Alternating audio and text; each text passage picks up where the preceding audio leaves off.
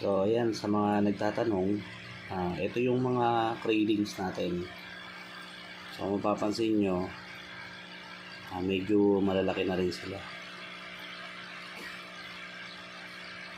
Sa mga nagtatanong pala kung ano yung pinapakain ko sa aking mga cravings,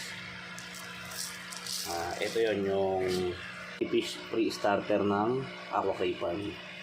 So yan yung pinapakain ko para mas mabilis lumaki yung aking mga cravings.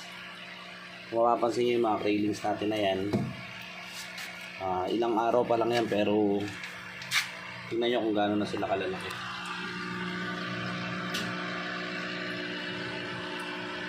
So masisigla yung cravings natin. Wala pa rin ako nakikita na mga namatay. So yun yung kagandahan pagka yung pinapakain natin is tama.